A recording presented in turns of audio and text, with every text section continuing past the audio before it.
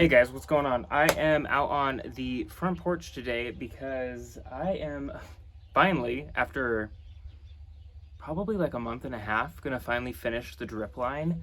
I've been hand watering everything up here for a while now, and I'm very tired of it.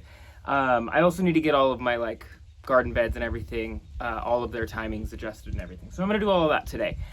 So I already went ahead and grabbed what I think I'm going to need, and I'm just gonna kind of run through. This is gonna be like a little bit of an educational, this is how I do drip kind of video.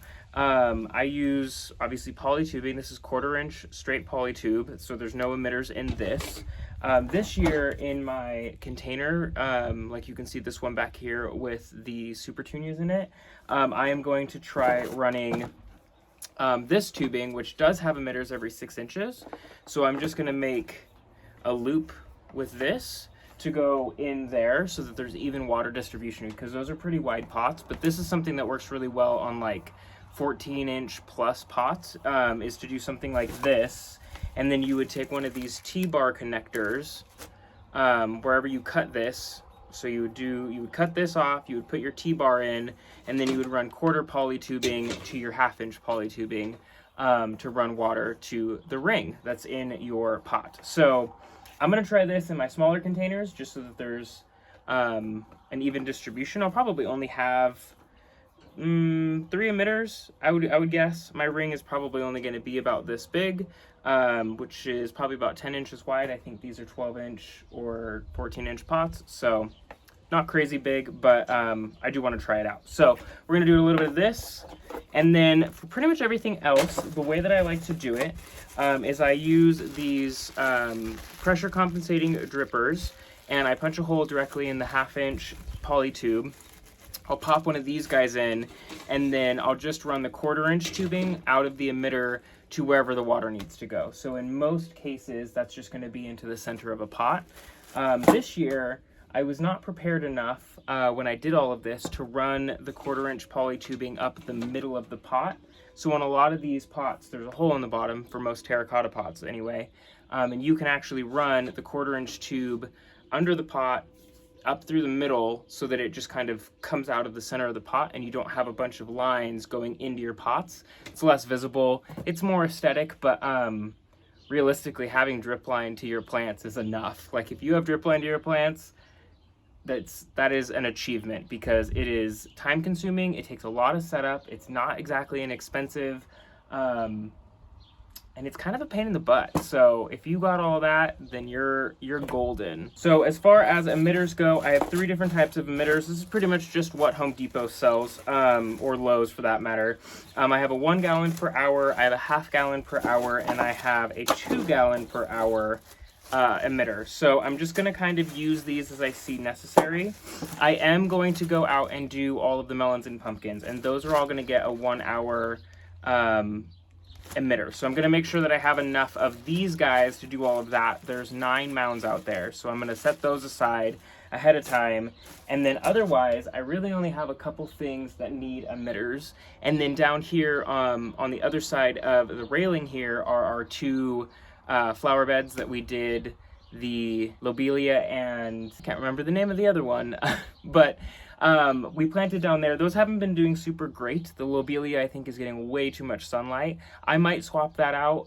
We're already in June, so I might just leave it alone too. I don't know. I'm going to run this through that bed as well, instead of doing emitters and trying to make that work. So I'm just going to do emitter tubing at every 6 inches. So that's the plan. I'm going to get to it, and I'm going to get this drip line checked off.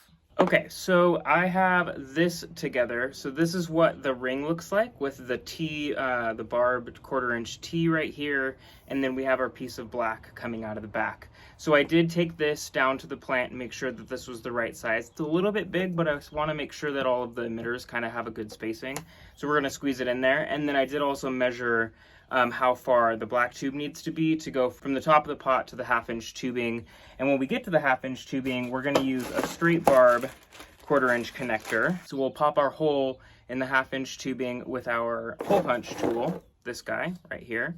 pop this guy in, and then this gets attached right onto that. So this is the whole setup that I use for a larger pot. So normally when I am installing these, I'll actually put the emitter tubing around the plant first, put my T in, and then run my black tubing, measure it out, cut it, put my straight barb attachment in, punch my hole, and pop it in. It's a little bit easier to do that when you already have an established plant. Okay, so I'm also tethered to my microphone, which is why I'm not moving.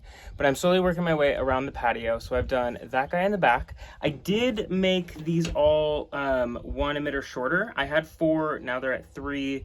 It just was not fitting. I went ahead and did a circle on this one. And then right behind me, I did a circle on this one too. So those 3 are done.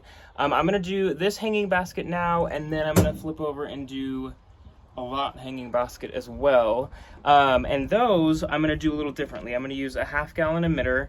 I'm gonna put this directly into the 1/2 inch poly tube, and then I'm gonna run 1/4 inch poly tube up to the basket basically. And then I'm just gonna pin the poly tube into the top of the basket. So those are pretty straightforward. They're not as pretty. It's a lot harder to hide the tubing to these, but having the tubing on them is very nice. Okay, so we are down at these front planters, and as you can see, the lobelia is just crumbly. Like, we have a couple of them that are still doing okay.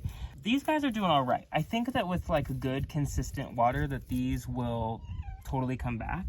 Alrighty, so basically what I'm going to do to run that drip tubing through this bed is I'm going to pop a hole in our 1/2 inch poly tubing. I'm going to run with a T-bar, I'm going to run 1/4 inch black poly tubing to the bed, and then I'm going to use another T-bar to line in our emitter hose. And I'm going to do this with an in and an out, so you guys can see that right now where I'm kind of doing both of those. And this just helps to regulate pressure throughout the entire drip line tubing. You don't really need it with a small run like this, but it helps. Okay, so I just went ahead and finished up on the front porch. You guys pretty much saw everything that there was to see. I did go ahead and staple all of that tubing down that was in those front planter beds because it was all unruly.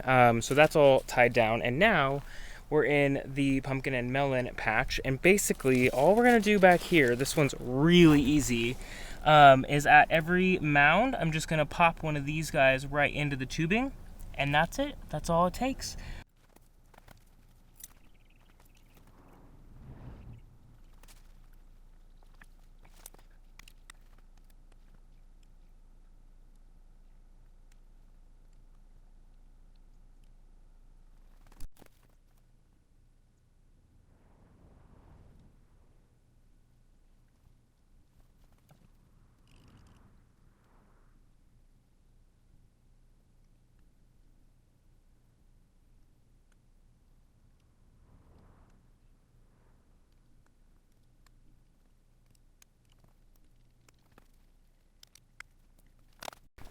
Okay, well, that pretty much does it for all of my drip line. I cannot believe that I waited that long to do that. That is a pure example of procrastinating something that can, like, oh man. Anyway, it's done now. I'm gonna go set the timers. I wanted to touch base on that because that's always a hot topic. The emitter that you choose for your drip line, the time that you do, the amount, the frequency, all of that is going to depend on what you're growing, where it's located, how much sun it is, how hot it is, what time of the season it is, like all of those things. So I would recommend just starting off with something middle of the road, like a 1 gallon per hour emitter. If that's too much, too little, make adjustments. You can always change how long you water, the frequency of water, all of that kind of stuff.